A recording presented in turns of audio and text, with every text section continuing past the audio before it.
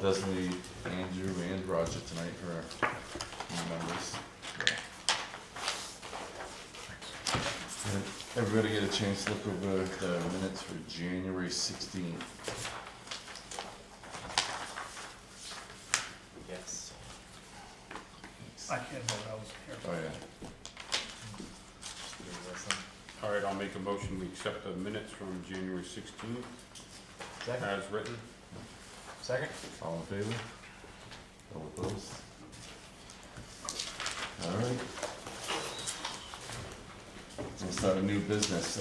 Stephen Levitt, 224 34th Street, tax map 153, lot 027, application for raised parking.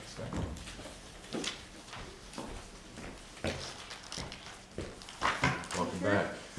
Thank you. Nothing else on a Thursday night, right?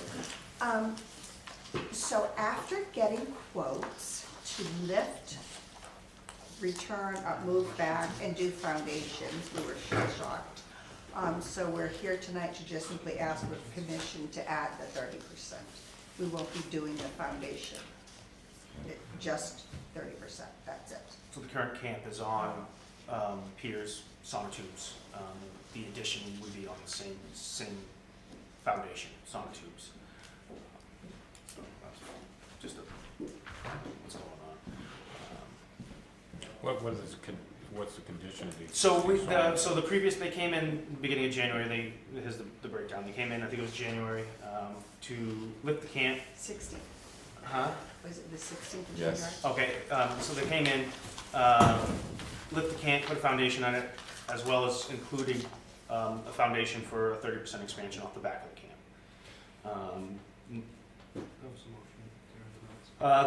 The motion was to move them, if they did that much extent of excavating, was to move them back 7 feet to 34.3 feet off, because right now they're 27.3.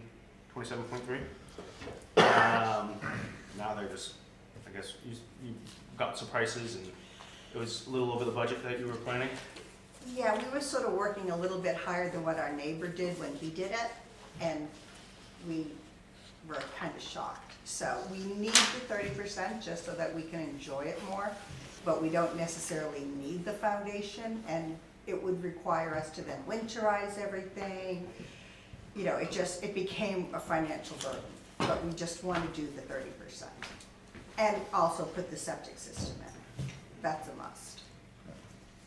I was just wondering what the condition of the sonotubes was currently, like if they're, you know, if we're gonna be 5 years down the line, they're gonna be like, these things are, They're in very good condition. I can show you that. yeah, because I don't know if anybody looked at them around the sidewalk, but, yeah. I'm just wondering how soon they might be coming back to do the foundation after we go through this process tonight. With the price we got, we won't be. We would sell the camp and move before, I mean, honestly. We live in Springdale, and, you know, this is our summer place for 6 months out of the year. And it was like, oh, it'd be really nice, it'd be great to do this, and, you know, reality. And, you know, we're not working full-time like some people who can do it. We're both, you know, semi-retired. So it's like, all right, let's do what we can do.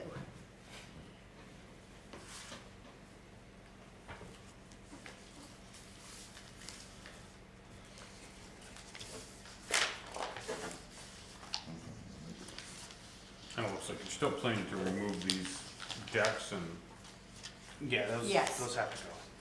that's regardless of the project, so to speak. Right. And it looks like you're still gonna be reducing the size of the driveway. In what way? Just on this map right here, it looks like, up here. We were gonna put some greenery in, yeah. Yeah. Yep. Yeah. Yeah, well, I mean, it will afford us to still do the things that need to be done to, you know, stave off the erosion that's been happening. So, again, you saw the roots out front, it's like something's gotta be done, so once we get the 30% on, then we can address that.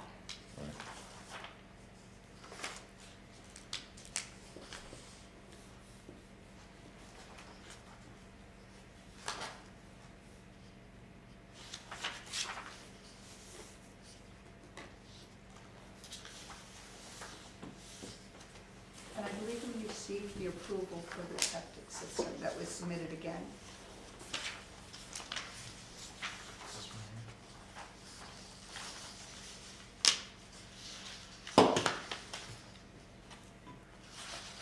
Right, the septic's gonna go onto the driveway? It's just a gravel driveway right now. Yeah. Chambers, so it's Yeah. you can structurally park on it.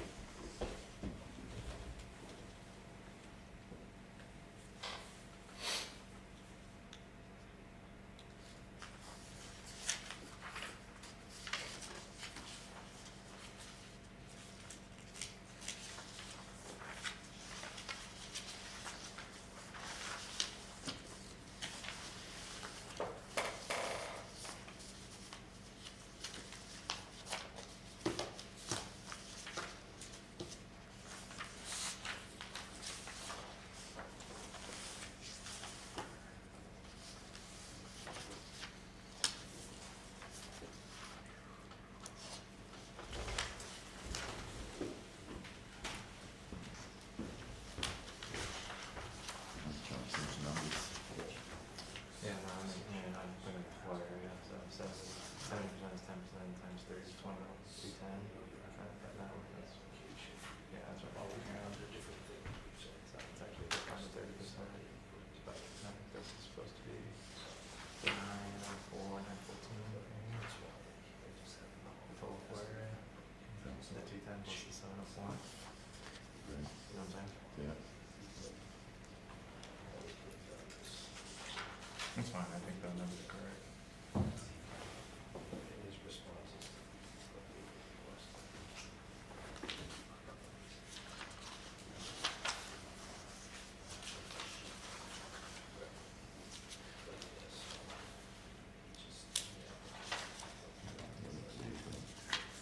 Nothing's jumping out at me.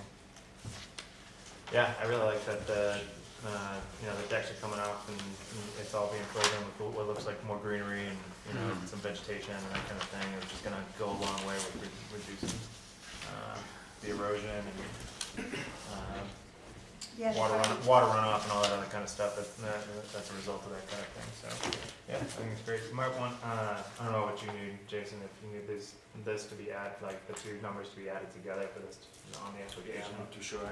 Kind of thing, I don't know, just to make it like kind of official before we sign off on stuff, to make sure like, No, I we're can not signing off deal on with her that. going down to 210 feet versus 914 feet for total, 704 plus the 210. you know what I'm saying?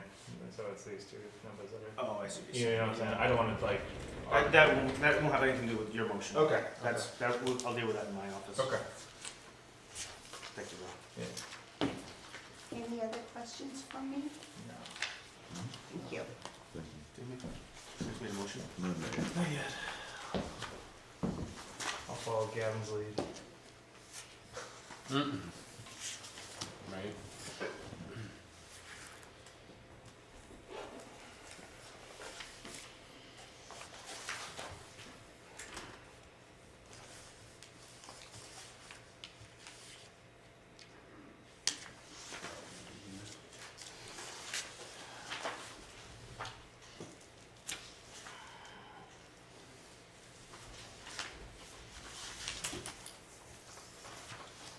Okay, I'll make a motion, we accept the best practical location application of Stephen Levitt, 224 34th Street, tax map 153, lot 27. As proposed with the 14 by 15 addition on the back of the existing camp. Second. All in favor? All opposed? Right. Thank you. Thank you very much. Yeah. Thank you. Have a good night. Have a good night. Good luck. Thank you. That's got a ways. Thanks, have a good evening. Yeah.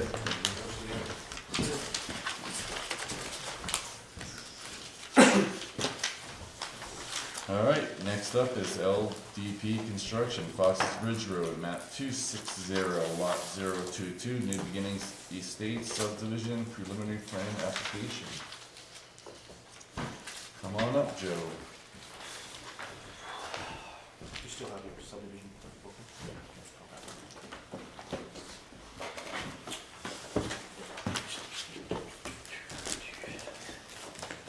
still more comfortable with this than trying to use the pointer.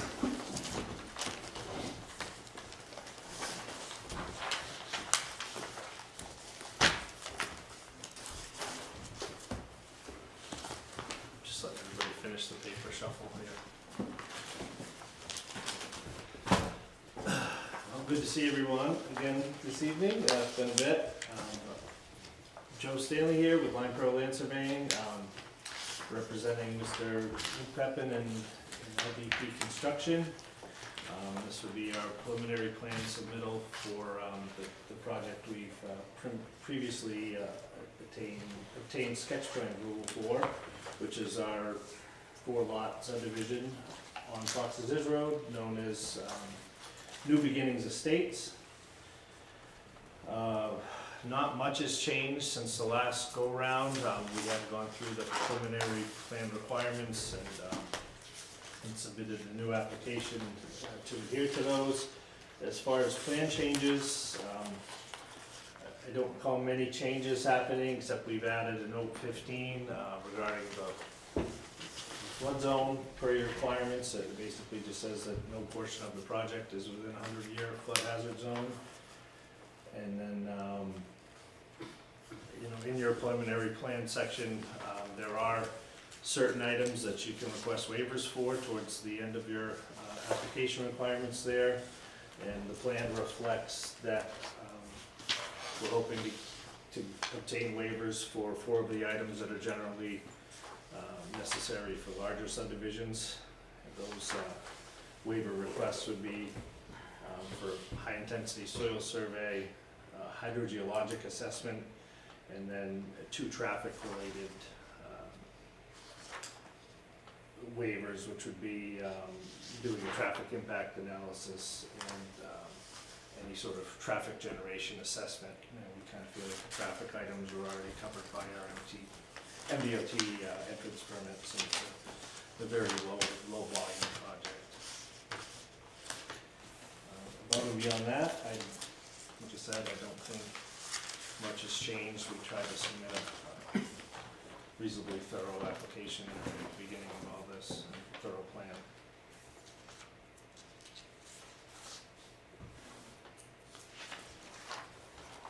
On the last meeting you did, I think you stated you guys do have all your DOT permits? Yes, we do.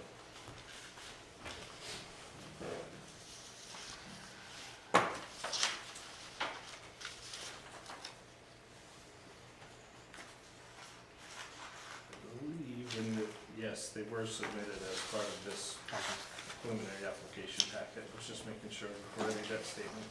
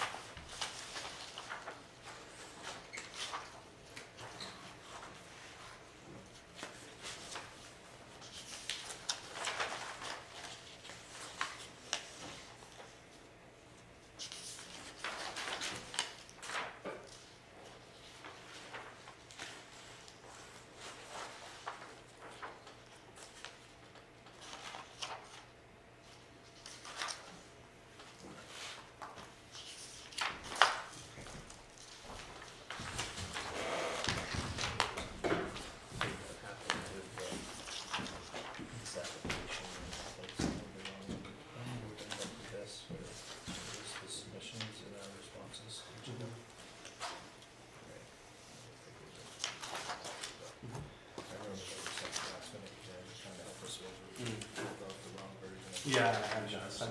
Yeah, I was just making sure whatever ended up in there had that.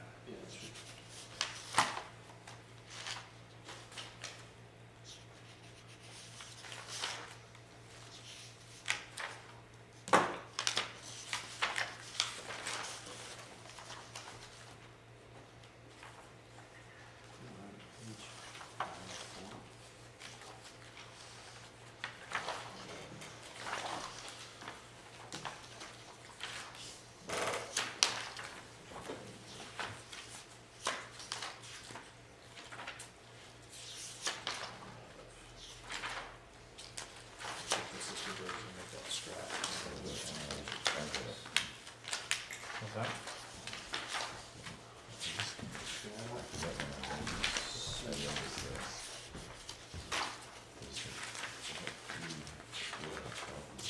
Yeah, look at that, yeah, yeah.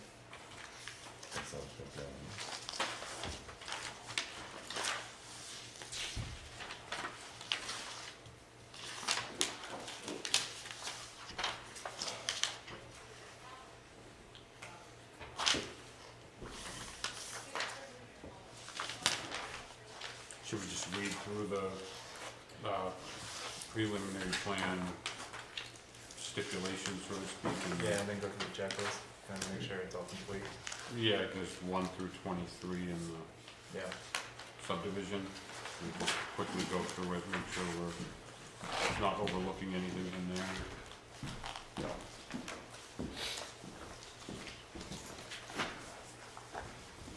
I'm on page 15 of the subdivision. I'm following.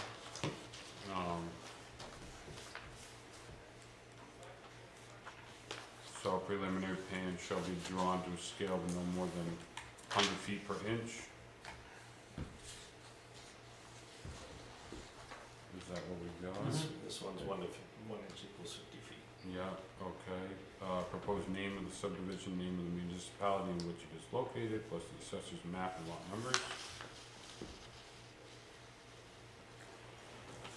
I think we have that. Yep, check. Verification of right, title or interest in property by deed, purchase and sales agreement, option to purchase, or some other proof of interest. It's in the booklet. That's in the booklet, right? Standard boundary survey of the parcel. I hope that's what you did. Did we discuss the corner markers? Are you looking to do iron rods instead of concrete monuments? Yes, we are. There's the iron rods and iron pipes, some existing, some set are already there at the perimeter, but yes, at the, I guess it would be these 5 new locations we would like to set iron rods. Is that something in the final plan that we have to? Do you find most, just a quick personal question, do you find a lot of municipalities making you use granite? Only time we're asked to do granite is if subdivisions with roads, for whatever reason, a lot of times the towns like them on, like the beginning and the ends of the curves, the right of ways on larger subdivisions. Most of the towns don't have that requirement anymore. It used to be in a lot of the ordinances. It's really here in Shapley, we mostly deal with it now. Oh, here in Shapley. Here in Oh, Shapley, okay. yeah. So like if we're doing a large subdivision in Sanford, let's say, they still let us do iron rods at all the property corners. They like to see any road right-of-way changes still with the concretes or the granites. But we don't set them at property corners very often anymore. I think we had this discussion before, like why one versus the other, is it a safety thing? Is that right? That was one of the things I came up with, was that, you know, you got an iron rod sticking 18 inches out of the ground, somebody could stumble and impale themselves on it. I think it's easier to find a granite or concrete post than it is an iron rod. They hide. Yeah, and it's easier to remove or disguise an iron rod than a granite monument as well. You're gonna put those yellow plastic caps on top of the thing. Yes, we usually set a 3-foot long, 5-inch rebar with a survey cap with our company name and license number on it. Mhm. The survey licensing board requires us, anything we set to have our license on the top of it. Yeah.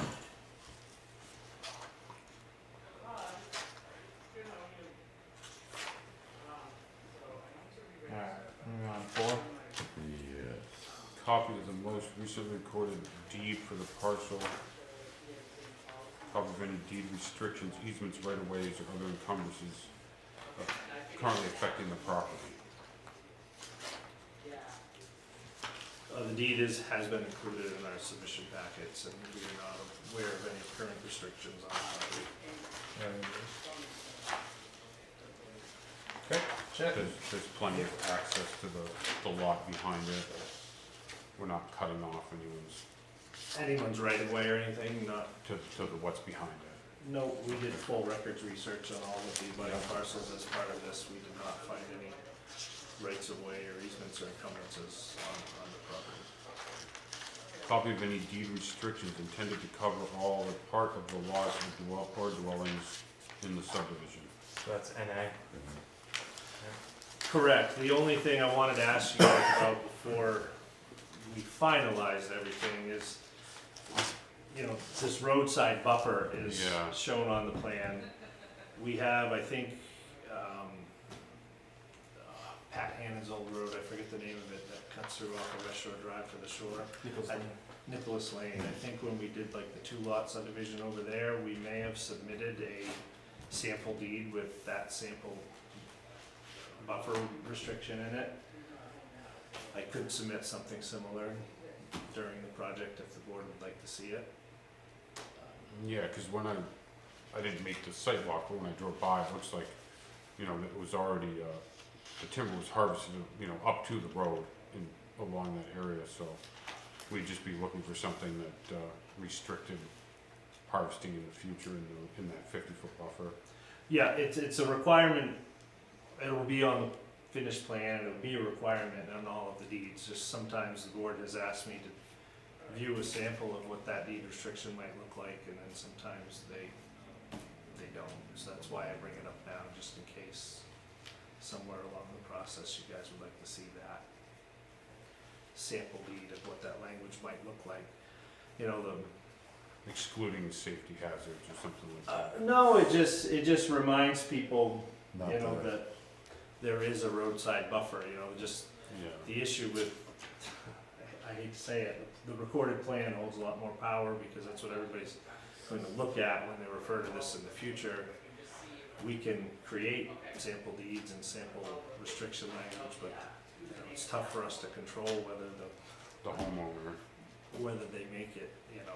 yeah, Or a lot of times they're in there, but it's worded completely different than the sample that I've shown you because that particular attorney, title attorney, whatever, chooses their own language for that restriction based on the map.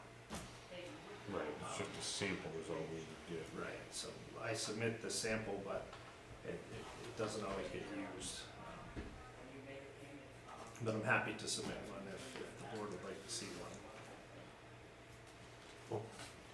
I don't really understand what, I mean, I'm fine with it, but I don't understand what the purpose would be of it if if it's not a document that would hold any weight in any form or fashion. Right, because we're not getting any of the actual deeds for the lots themselves at this time. Yeah. Yeah, I don't really care to make more work for work's sake. Right, okay. I appreciate that. I can't think of any other restrictions that we. Sometimes there's just some of that happens in these applications. That's why I like to ask. Yeah, no, if it's required, or if there's something that's gonna be like, you know, submitted on the part of the sales and the homeowners, that's gonna be in there, obviously it needs to be in the application, I'd wanna see it, but if it's just a sample that holds no weight one way or the other, I don't know. Well, we could see the one we already built the house on the lot. Has that been sold and there's an existing deed for that? No, it hasn't been sold yet. Hasn't been sold. He's constructing it. Yeah. He has to divide that. That's part of the subdivision. Yeah, it hasn't been divided off. Yeah. Okay, alright. Alright. Okay, number 6, I'm on the next page here, indication of the type of sewage disposal to be used in the subdivision. Did we wanna get,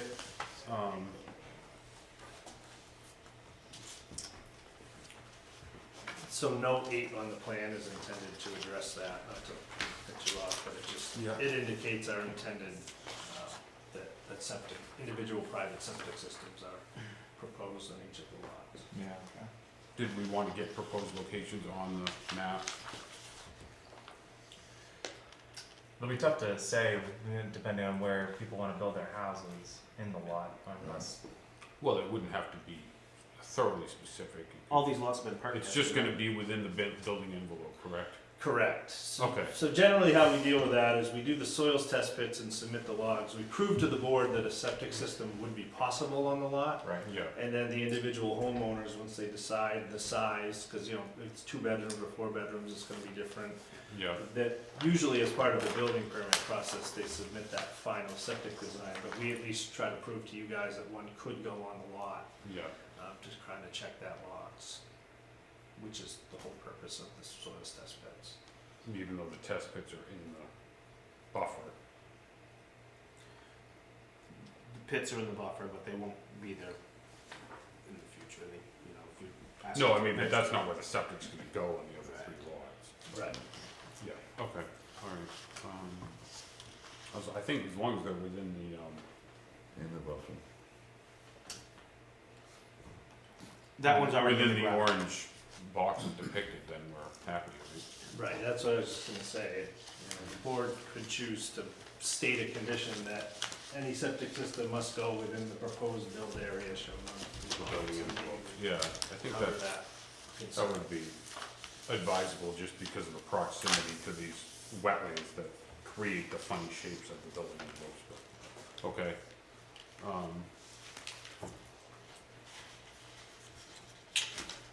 Indication of the type of water supply to be used in the subdivision. There is a letter in your, that was given to you from Streeter and Sons saying that he did just drill a well at the first house, I believe, right? Yeah. And he got sufficient water. Yep. And then we also have note 7 on the plan to just further state that Yeah. proposed wells, drilled wells are proposed as a water supply. Okay, I need to bring a couple more large copies. I feel bad you guys haven't given 11 by 17. That's all I can print. Yeah. I may have at least one more. I can see it. I can see that one document.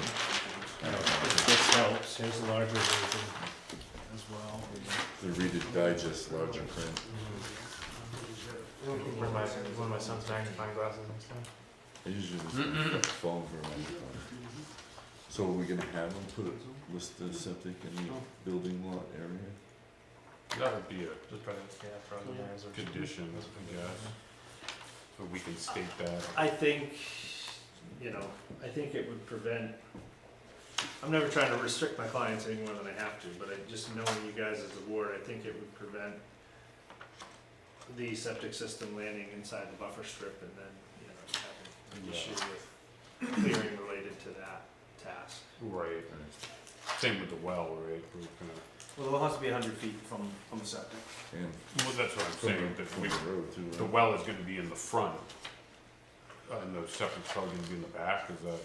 I would guess it would be the other way around. The other way The- around. The septic systems would be as high above these wetland areas as Yeah. possible, and then the wells would be in the back, 100 feet from that septic, where Okay. they can fit it. That's generally how these types of lots go. Yep, alright. Would the, well also be within the building envelope? That's generally not as crucial.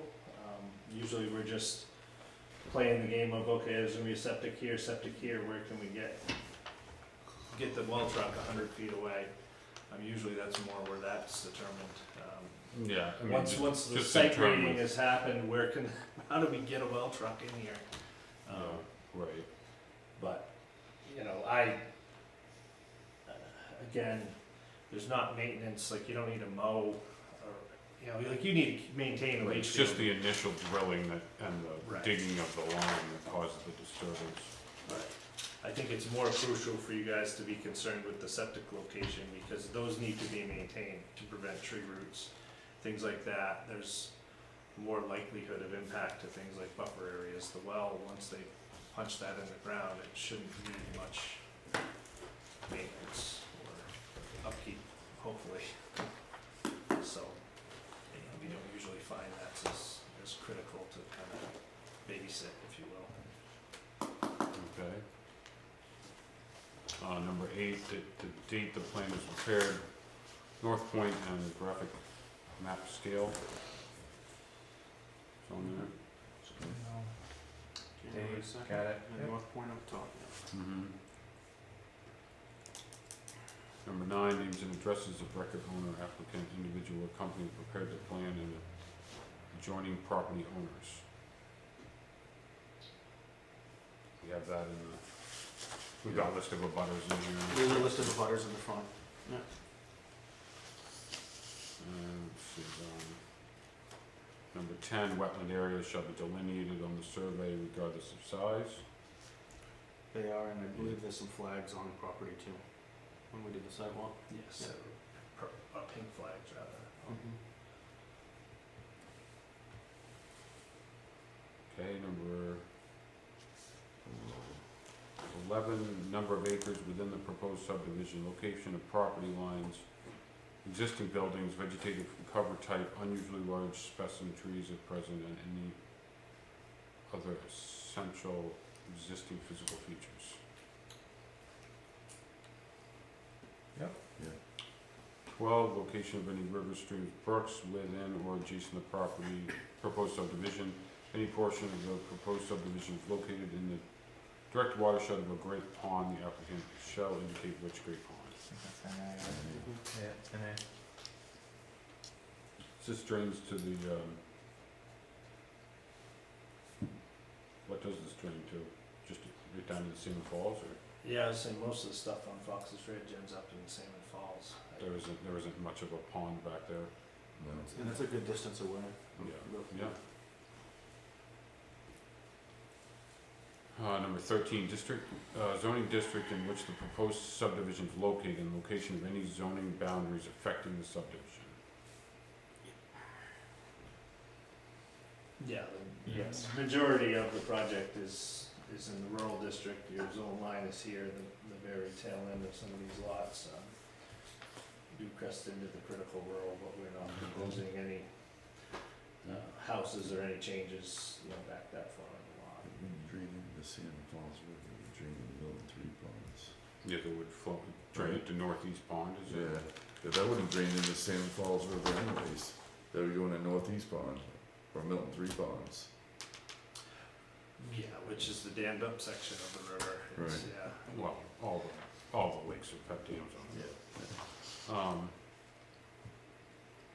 Well, you wanna just indicate which great pond? I don't think we have to. No, it's far, It's far away. yeah. And it's not even, I can pull a map up, you can see it's, Almost what, I don't probably, even think it's enacted, right? Well, it doesn't say if it doesn't have to be enacted for it to. Well, I'm not gonna have somebody put Square Pond if it's just because it's a mile away. Well, Loon Pond has a massive watershed, we haven't put it on there. I don't even, well, I mean, it wouldn't be that hard to put it on there, it's like we're not really. Right, we could put a note It's a- on it's the a final pub- version of the plan that if it is, whichever particular watershed it's in, we could put a note, I don't think it affects the design or any of the features, but No. to check the box. No, yeah, if it's in a watershed, it should be delineated. If it's not in a watershed, then, Well, then every NA. lot's in a watershed. Yeah, and so, well, I'm saying, That's the thing. whatever the delineated one is.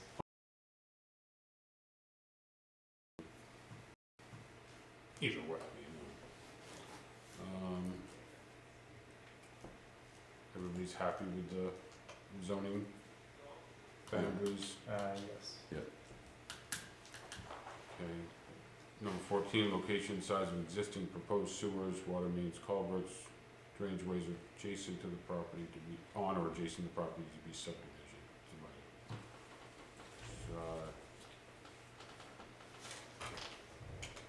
Pretty much we just have a ditch by the road, is that all we'd be looking at for that? Right, there's the ditch and there's the one cross culvert, on the road frontage up here. Where in extreme rain events, it might let a little water through there, but. And the water would be entering the subdivision property, not exiting in Right. that. So we wouldn't be exceeding the culvert size by, Correct. because the water's going the other way. Yep. Okay, all right. It's 24 inch. Number 15, location names and present widths of existing streets, highways, easements, building lines, parks, and other open spaces on or adjacent to the subdivision.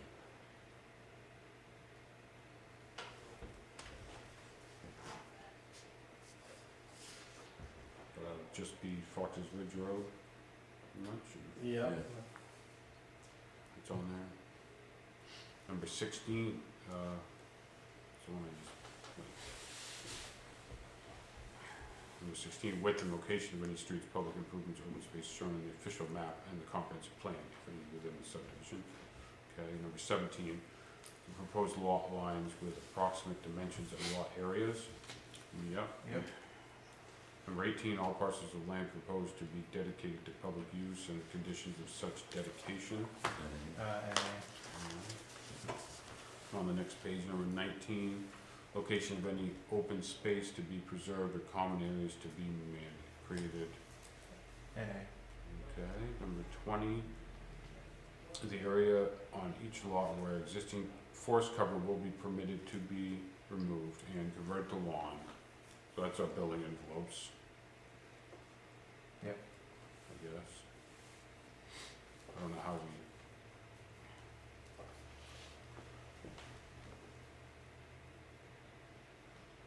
Says structures or other cover, any proposed restrictions to be placed upon clearing existing vegetation. We wanna try to say anything about the wetlands in back of the building envelopes, or?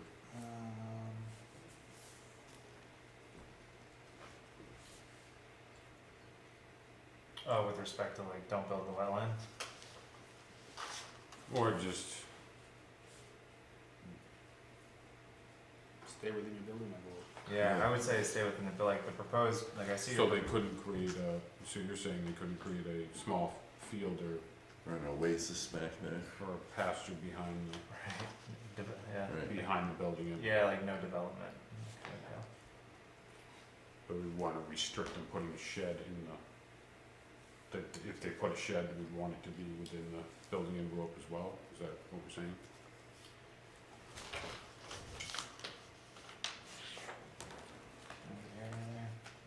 You know, I don't think we're gonna be putting any restrictions on the trees they can cut down in the area, No, but the structures or other cover and any proposed restrictions. I guess structures would be the only thing. we Yeah. could- I would say structures. Yeah, it would be, if it would be helpful by the, by the time this gets to final, we could add a note that, note 16 or whatever that explains, any structures to be put on lots 1, 2, 3, 4 must, or I guess 2, 3, and 4, must be within the build areas. Kind of, we all know what we mean by the build area there, but I suppose it's not called out as a note on there what the purpose of those, showing those areas is. We could elaborate a little bit, I guess. Yeah, look, just let me ask you just a clarifying question. So the proposed build area on the map, how do you come up with those shapes? In this case, we just went between the building setbacks on the side. We went behind the buffer strip that you require on the road, and then we went up to the edge of the flagged wetlands that Kenny Gardner put out there when he mapped the wetlands. Okay, That's how we developed those. okay.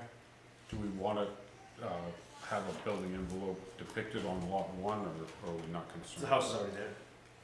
I know, but, because we're talking about sheds and other structures to be built, are we interested in defining the building envelope on lot 1? Defining a building envelope there's already an owner. No. There Not, isn't there a- won't be an owner until this gets approval, because right Yeah. now, this building is tied to the whole property. Okay, But, where, from my perspective anyways, I see these lots a little differently because of how the wetlands are situated here. yep, This lot 1, with the exception of this tiny little area, the whole lot is upland. Yeah, Right. So Yeah, it's a little bit different situation than on these 3 lots where you're you have this much smaller area between the wetland and the road that you're confined to. This lot, even back here, there's lots of good high land on it, so you know, because that existing building is there, and because nearly the entire lot is upland, you know, we weren't as worried about depicting that on that particular lot, but if you guys would like to see something, we certainly can do that. I would say put it on there just for the sake of future Consistency, Yeah, too. well, yeah, consistency and like kind of future clarification for anyone who wants to buy that lot there, so Yeah, they know where they're. Define the edge of the wetland. Yeah, they know where their and then guardrails go are. back to the critical rural or something. Yeah, It I would was be gonna a say, bigger so are we envelope, just gonna, but- yeah, we just gonna Yeah. do it back to the zone line and, Yeah. And exclude that little panhandle of left, so to speak. That would, I mean, it would, yeah, I think that would be nice. And then we are looking to restrict other structures to those building envelopes. Yep. Yeah. Okay, Yep. alright, so we get a note that says that, okay, if any portion of the subdivision is in the flood-prone area, so that's in we're not in the 100-year floodplain. Areas within or adjacent to the proposed subdivision which have been identified by the Maine Department of Inland Fisheries and Wildlife beginning with Habitat Project or within the comprehensive plan. Any portion of subdivision is located within an area designated as a unique natural area by the comprehensive plan of the Maine Natural Areas Program or Maine Department of Inland Fisheries and Wildlife beginning with Habitat Project. The plan shall indicate appropriate measures for the preservation of the values which qualify the site for such designation. Have you looked at that at all, or? yes, and somewhere in the packets, we did include a copy of Inland Fisheries and Wildlife, beginning with Habitat map, their GIS, and Okay. there are no features on this property. Number 23, all areas within or adjacent to the proposed subdivision which are either listed on or eligible to be listed on the National Register of Historic Places as identified, or have been identified in the comprehensive plan or the Maine Historic Preservation Commission as sensitive or likely to contain such sites. That's in there, right? Well, I was just curious about I mean, we do have, the lot above it has the old schoolhouse there. Right, Right, this one. Up Right there. there, It's Yeah. old school from back in the day. So there's no, We're not doing anything to that though, yeah? No, there's no, generally, when we deal with archaeological sites, it's near rivers or even sometimes the lakes, because that's, you know, where Native Americans or people, you know, older generations were usually set up at or near water body, not necessarily on these hills. So if the rare instances where we see stuff pop up in those registers, it's usually nobody's on found like any, the Saco River or something like that. Gully up. right, nobody's found any old graveyards on the, No. okay, alright. That's something that it's not prehistoric, but it's of, significant historical value, sort of like the old schoolhouse, the old cemeteries that exist in the town. Some of them are Right. not well marked anymore. And from often- a survey often damaged. perspective, usually if you actually get into the details of the deeds during the deed research on the survey, usually those cemeteries, or I shouldn't say usually, but often they're not owned by the current landowners anymore. They're owned by someone who owned it 50, 100 years ago, and when they sold the farm, but we're keeping the cemetery and our right to get to it. So during every boundary survey where we see a cemetery, we always know to investigate that to see, because sometimes that can affect lot area even, or if you ask us if there's any encumbrances on the property, sometimes I have to tell you, yeah, the Guptill family or whoever has the right to access their family cemetery. Okay, So it is an issue we look into when we see them.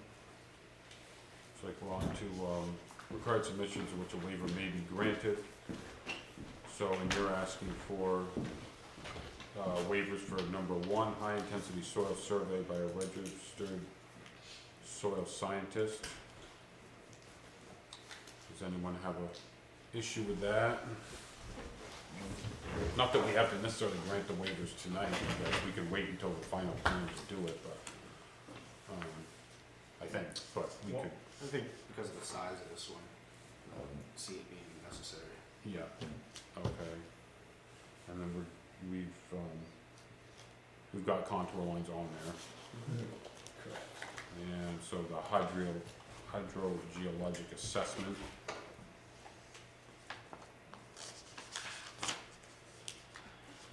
There's no saying about gravel aquifer on this, right? Right. There was no sand and gravel aquifer here, and then also, just to kind of explain, if you're not used to it, we often get into that, either if there is a sand and gravel aquifer, or if there's a very tight cluster subdivision we're proposing, let's say. Now we're trying to figure out if, when someone's leach field is over here and doing its thing, if it's going to impact, is there enough, because that hydrogeologic in some ways maps that groundwater activity, if you will, and the leaching stuff. So that's where we run into that as 10, 20 lot cluster subdivision, and if it's really tight, we're trying to make sure that this septic system over here isn't gonna affect two wells over here, that sort of thing. Is generally what we have used that for, which we didn't feel like, each person having a 2 acre lot here, we didn't see any sort of benefit to that here at all. Number 4, an estimate of the amount of type of vehicular traffic to be generated. And 5, the traffic impact analysis. Yeah, these are just 4 single-family homes, right?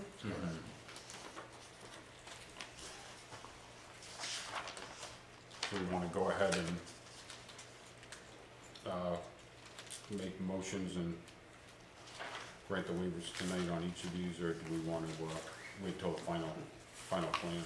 I'm fine with what, just because of the nature of the project, I'm fine with granting them now. The only, I just wanna, so this is for me, like, I just wanna know, what is the purpose for a high-intensity soil survey? Often when we get into that, it's paired with the hydrogeologic assessment. Yep. Right now, there's very general soils mapping that we issued, countywide soils mapping that we issued as part of the sketch plan, and then we've issued the soils test bits. We get into the high-intensity soils if there's a lot more going on, if we do need to start mapping groundwater patterns and things like that, or you often see it on the other extreme, like, gravel pit scenario or something like that, then you get into really wanting to know. Isn't there a state site that actually has all the, was like an overlay of every type of soil that's right there, like it will give you like a say or B or something like that, or? Yes, and we've submitted a version of that, like that GIS is generated from the county soils, it's the, not, Yeah, I've looked at it, National that's all soils. I've done, I can't believe I can't come up with the initials for it right now. USDA, Department of Agriculture puts out those maps and that GIS, and again, we did submit the copy of that, and it's, if you wanna relate it to, more to something that's understandable, it's like, all right, there's the overall national wetlands inventory maps where you can look at wetlands, or you have the more,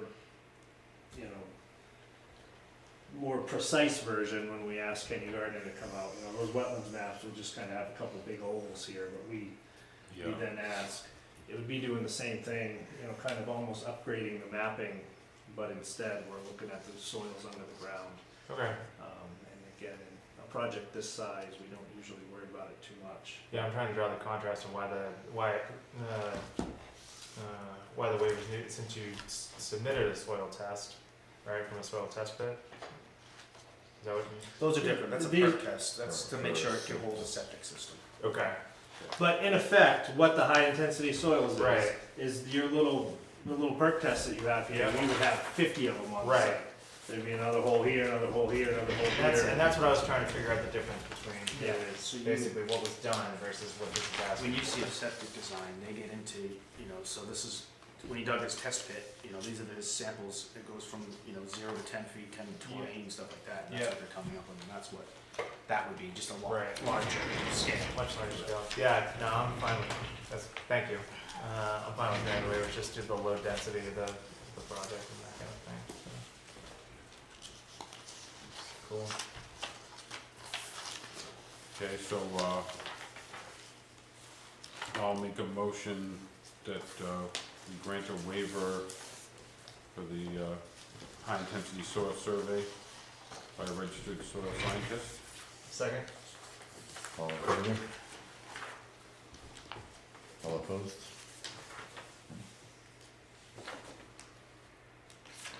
Okay, I'll, make a motion that we grant a waiver for the hydrogeologic assessment. Second? All in favor? Sorry. All opposed? It's on video forever now. Yeah.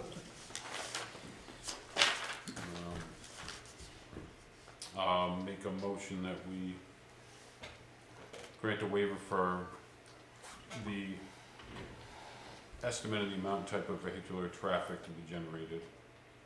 Second. All in favor? All opposed? And I'll make a motion to grant the waiver for the traffic impact analysis. Second. All in favor? All opposed? And then, do we wanna approve the preliminary with those couple of notes that we had? Is that right? Yeah, if you wanna- Yeah, I don't think we came up with much as we went through. Building envelope for Yeah. lot 1, Right. Right. all built structures stayed within inside the building envelope, I think. Yep. Yep, adding another note that Yeah. explains that. Location of septic. Don't make my job too hard. Well, that's, That's when what- they that's were what- mulling it over, that's what I was thinking, it was like, oh my god. And then. Every time somebody wants a wanna shed, I gotta make sure do the deed location restrictions. is up there. Just that the septic's located within the building envelope as well. Right. Okay.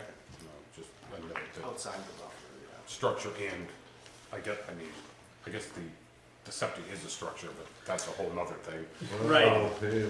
Let's not go there, because in the state size, it's not. Yeah, so we'll define it separately also, Use that. to be located within the building envelope. I think that's a great idea. And the building envelope be depicted on lot 1. Yeah. And that the,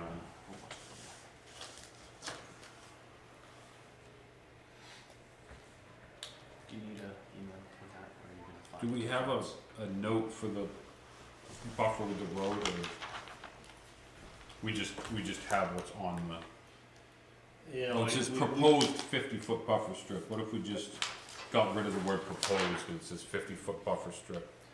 Yeah, and to be quite honest, because again, it's a pain for us too if people don't adhere to this stuff, and then he's getting calls, so I think it would be good to do both.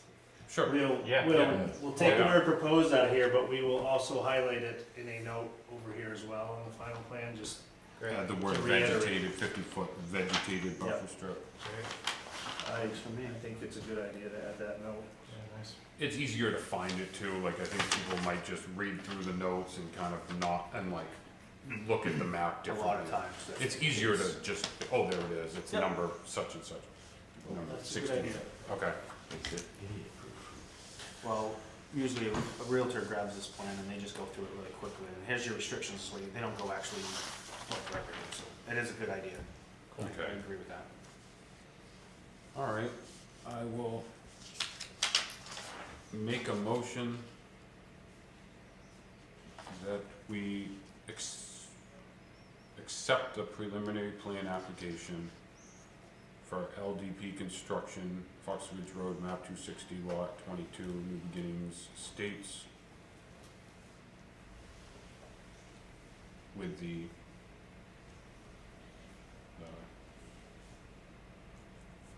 changes noted. Are you finding it complete? No, I'm just, I'm accepting it. Oh, I guess well, I think It's a that's, preliminary, all right, I can do that. I think it's, you're looking to Yeah, find it find complete. it complete, Yeah. and that way we can. I just wanna make sure that my verbiage doesn't accidentally say that, we're finding the whole thing complete. No, I mean, You know what I mean? So, yeah, they're okay. gonna, I mean, so we're Alright, gonna I can still do do that it. again. We're gonna, Yeah, we're that's gonna find I it know. complete so we can schedule a public hearing. Yeah, okay. Alright, I'll make a motion that we find the preliminary plan for LDP Construction, Fox Ridge Road, map 260, lot 22, New Beginnings Estate subdivision. Preliminary plan complete. Second. All in favor? All opposed?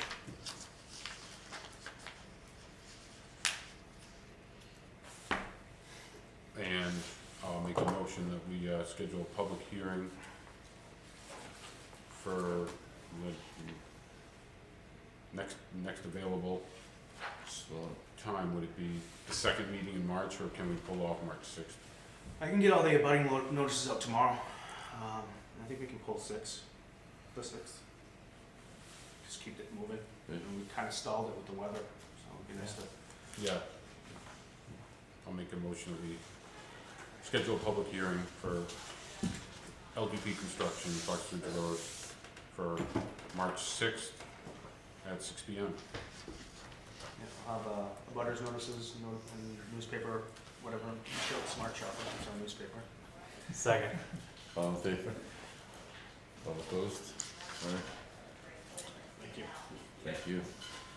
Thank See you you all, I on appreciate March it very 6th. much. You want your, I'll make note of that, I'll make sure I have at least a few larger copies of them there, then resubmit the smaller ones. thank you. Thank you.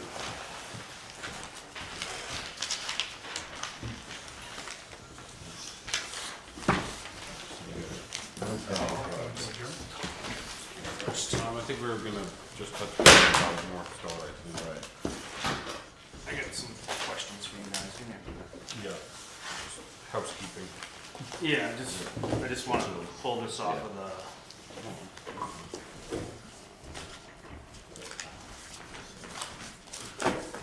Can you just shut that off, please? The, projector? Shut that off, too. Thank you. I know, it goes off after we never done it. Oh, that's a picture of this. Hold on.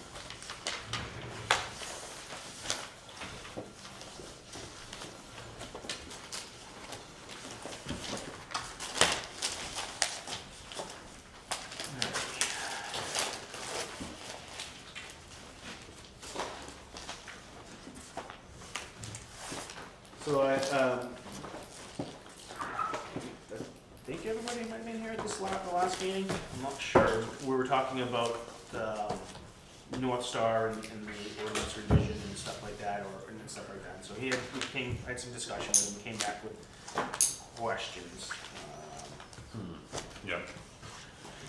Confirm the direction of the work for recodification, particularly to confirm the good neighbor standards are to remain general performance standards that apply to all development in town, and not site plan standards, not just site plan standards. Yeah. So that was it, that was one of them, we wanted to just make sure that it stays in the body.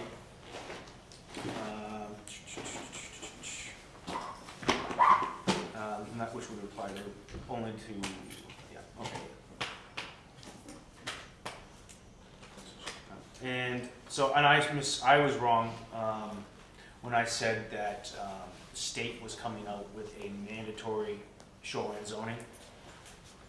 I was very wrong. Far from the truth. They haven't even started, and there's no look at it. They're saying there's nothing in the future that they can see. And even if there was, it's gonna be a 2 to 3 year process, to get through the legislation. So I don't know if you guys wanna have them play with the chapter 1000 and make a version with it in it, without a version without it, things like that. I'm not really sure how the board would like to go about that, if they even want to do anything with it. Well, North Star could make a couple suggestions as Yeah. to what we could change. I think some of it was the best practical locations, right? Best practical location, so some of the things with the best practical location is the height of the structures. You get, helps make my job a little bit easier, which I always like. We get rid of volume, and you go with Yeah. footprint only, but that's where the height restricts you. There is some benefits to it, so if you have a 500 square foot camp, you are now allowed, no matter what, 1,000 square foot. You know, so you're allowed a certain size, but that doesn't pertain to, and it's either 1,000 or 800. I have to, so don't take mine. You know what I mean? But it is something like that. It might be 1,000. That is your minimum size. So the 30% wouldn't, if you have a small place, it just allows you. Then you're still restricted to, I think chapter 1,000 might go down to almost, don't quote me on this, but it might be 10% lot coverage versus the 20% lot coverage, which we hit a huge hiccup with that one because a lot of our lots are even over 20. Yeah. But yeah, no, it's really just the greatest practical extent that I really care about because they haven't changed much where it comes to tree removal and vegetation removal and things like that. That's pretty much all the same. Zoning requirements aren't going to change. Those were all made from you guys Yeah. previous years as setbacks is what I kind of mean. So it really would just be updating the greatest practical extent.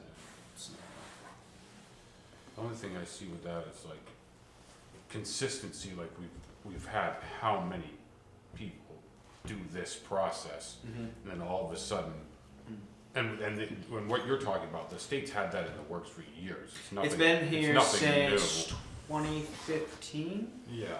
I Right. think. So like, I remember discussing it with Ken, and he was like, "Well, because we could have done it years ago." Right. And he was like, "Well, it's like consistency because you've got somebody's camp right here, and then all of a sudden this person's allowed to do something that they wouldn't have been able to do, and that their neighbor couldn't do, and just But you got to look at it as you, Acton also changed from everything from the GP zone to critical rural and rural. So you took a lot that was at one point a 2-acre lot and changed it to a Yeah. 5-acre lot. right. I mean, So, if I you mean, make a so change, no matter when you make it, it's going to Yeah, it's- create that sort of Yeah. controversy, so to speak. And you also got to look. It might help some people out. You know, the smaller places. Not that there's a lot. I mean, there's a lot of places that are that small, but I don't know. It's worth a discussion. Yeah. Whether you guys do it or not, you know, it's the Right. board's decision.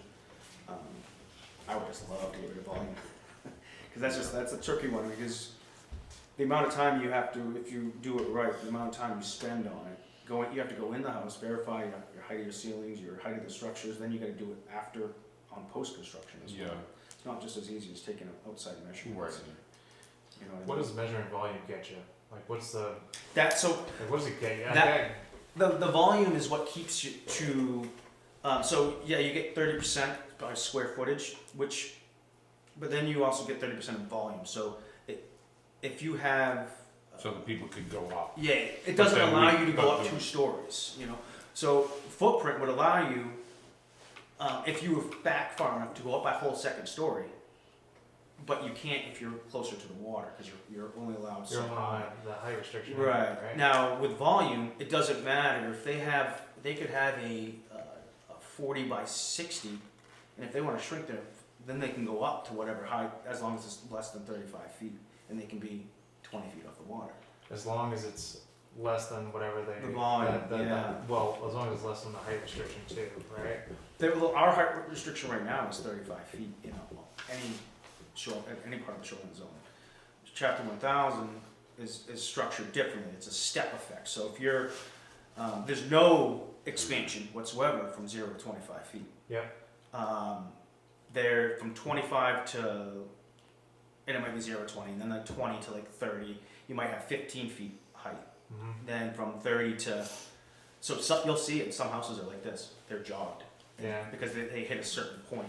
Because that's, I don't know what that actually does for anybody, because your stormwater, it's still impervious. You created a surface, so I don't know what the state's thought process is on that, other than keeping the volume small, so they don't they don't go up 3 stories, 4 stories, whatever. When you're on the lake in a boat, what does the shoreline look like? I think is part of it. Yeah. So if you got rid of volume, people could just go up.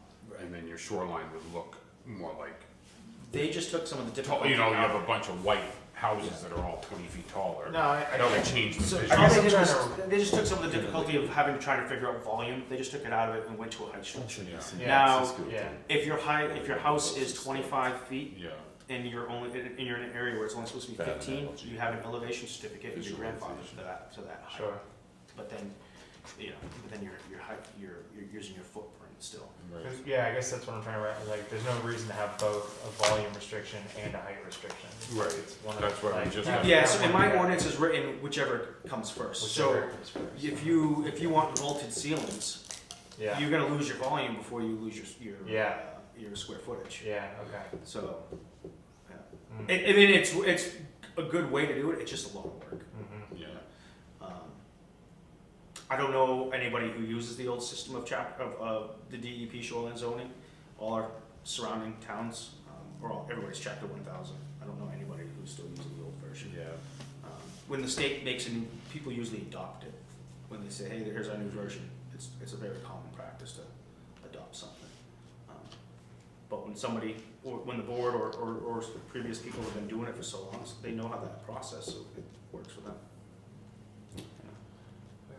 And Yeah, I- the consistency of, like, we've had hundreds of camps go through the volume process and that way. So, but it's food for thought, I mean, I'm not. See a draft. See a draft of it, right? See a draft of what it looks like. What they Right, what the incorporated. actual verbiage is. Yeah. Sure. And then- And then there's the 10% lot coverage, but we would just create, like, everyone would be non-conforming pretty Yeah. much, like, it wouldn't make people shrink, they would just be. Well, all the lots are, pretty much It's so hard to everybody's get already below non-conforming 10%. already, unless you got more than 2 acres and 250 Yeah, feet of shore yeah, frontage. you need to have a big lot. We do a lot of these, if you don't mind me chiming in. Hmm. The difference is Acton's lot coverage counts impervious surfaces like driveways.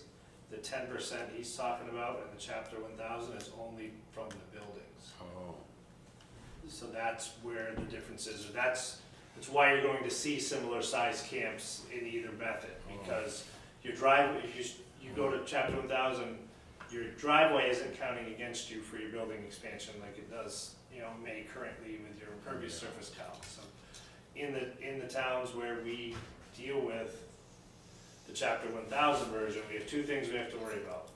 The building not being more than 10% of the, covering the lot, and then DEP has a 20% impervious coverage that they try to have us meet if the place isn't grandfathered. oh. But So we wouldn't really be changing the 20%, we would just be putting in a You 10% don't have on to, the you can building. leave it there. Right, we could have both, the 10 and the 20, so to speak. Whereas that's right now. that's we how just- Shapley's doing it right now. Yeah, right for now we just instance. don't have They the have the 10% building lot coverage that you have to deal with for the chapter 1000, and then they're enforcing DEP's recommendation of 20% impervious for the 2 different items. That is helpful information. So I didn't realize you were sitting here, somebody was blocking my view. Yeah, we do a lot of these, so I'm kind of listening, wondering, Is- which way is it going? Most On people, camera. Thank you. most towns are chapter 1000. Told you, dude. Yeah, it is a little bit easier on the calculation side, but then there are some quirks with it too, like that 75-foot line from the water, there is a height difference. I think it goes from 20 feet allowed to 24, 25 feet. So anybody that puts up a building straddling that line, they often have a kind of an awkward 4 or 5 foot tall wall, because that's where that setback line cut through their structure, and they can only be 20 here, but 25 here. That's one of the things I don't love about it, but I don't see a better way either. But generally, these camps, you either get to do the steps or you're grandfathered in for the existing height, and I would say 80% of the camps we do, it just ends up being whatever you've got now you can have with your finished product. It's not like him doing the volume calculations, it might change the building height. Most of the people we're doing these for, you have what you have now, because they have more than the chapter 1000 would allow. But then you get your 30% expansion outward, but Yes. you're not going any higher. Because if you look, most places are older camps. something that I'd like to see potentially was like, when they do their 30% expansion, sure they can't get any closer to the water, but maybe we could make it so that they couldn't, you know, cover more of the shoreline at the same distance. Like if they're 20 feet off, and they make the camp 30% bigger on the side, they're still 20 feet off. Like maybe they Well- have to be further back with the addition than the main part of the camp. That was something I So always there's thought. no But- expansion within 25 feet of the water, correct? With chapter 1000, you can't expand at all. You can rebuild, but you're not doing Right. anything different. Well, I mean, say they were 30 feet back, like, and they wanted to do their 30% expansion, like, we would ask them that the addition was at least 31 feet back or something, so they weren't just creating this longer expanse along the shoreline, so to speak. That was something I came up with, but I don't know if that, those are, I mean, I'm not like set on it, it's just something I thought of. Ben will be here next meeting too. We can have some Oh, we more can talk, discussion with yeah. him about it too, about how So they there's plan on that doing stuff, the good neighbor policy, and then, so they're still gonna do some sort of reorganization with the thing? Yeah, there's they call it So recodification. he'll explain to us what that would entail? I can have him make sure he comes ready to explain it, and then I've already told him about, we had a pretty lengthy conversation about how, the board needs to be notified, and we want to see the updates and notes, like we had discussed, like Yeah. every change, why you're making this change. If something's going from this section, why would you feel it needs to be, it's better suited in this section, that's something like that. Yeah, Yeah. yeah. Yeah, basically I'd want to, like, you know, with everyone's approval, like, basically dedicate a meeting kind of to that. Yeah. You know We what can I mean? do a we can do a workshop, You know so what it I mean? doesn't have to be a Thursday or So we something. can have their draft open and then what our current is, and we can go through the changes, like, all right, this changes from this to this, here's why, yes or no, like, good, bad, you know, indifferent, what are we looking at, that kind of thing. Yeah, So I'd personally like to see a draft with, like you said, you know, keeping the good neighbor policy, but with respect, like, I'd like to see chapter 1000 edits, like, put, like, Yeah. inserted. what it would be like. Like, yeah, I'd like to see what it would look like, and then point out those differences from our current, and then talk about it that way. I think that would give us the Right. best visual representation of what Yeah. what we Yeah. can expect. Better Anytime we change the shoreline ordinance or part of it, anything that's within, we have to send it to DEP to have it approved as Yeah. well. But if we're making it closer to to what they are now, they'll be happy, you know. Yeah. Because every time I call them, oh, you're still that's right, Acton's still using the old version. Yeah, So, right. but The addition of that too, the nice thing that it not becoming like a state mandate right off the bat is we can take what we like from chapter 1000 and leave what we don't like, Right. kind of thing. And so I think we should, you know, take advantage of that opportunity kind of deal. So what's on, so March 6th, we got the hearing, public We've hearing, we've got this, these guys will be back and we have that, so. and we got Ben coming in. Yeah.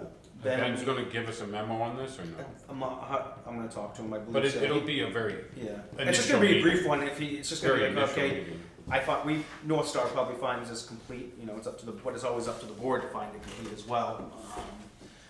He's gonna go through it and see if there's anything that, he has any suggestions, and he'll present it to you at that time, because. On the 6th. Yeah. I mean, they're coming in just to, you know, essentially just, now they're just, here, this is our project. We fine-tuned a few things. We know we had a meeting with you guys before, but here's our application, and, what do you guys think? You know, And now- anything- now you can actually have an application and say, this is what I'd like to see, all Mhm. that type of stuff. It'll be more easier discussion too. Yeah, yeah. They do have their stormwater permit submitted, as well as their underground tanks has been submitted. We won't talk too much, I'm just saying that they're During everything's, process. yeah, they're in process of DEP. everything. They feel like they should, I heard, they were saying that she thinks that they're gonna have the stormwater permit before the next meeting, which I don't think it really matters, but I'm just saying. Yeah. Coming in just for just for the store only. They're gonna hold off on the other one. There are no, I guess the owner of that parcel is in no rush, so whatever. Have they, yeah, okay. Is there anything else on the agenda? Just these guys, Yeah. public hearing, and then we'll go with their stuff, and then, these guys after, that's all I have right now. Yeah, well, that'll be a full meeting, so. And it's, yeah, we just, yeah. That's it, yeah. Cool. Sweet. Make a motion, we adjourn? Second, All in favor? All opposed? All right, thank you.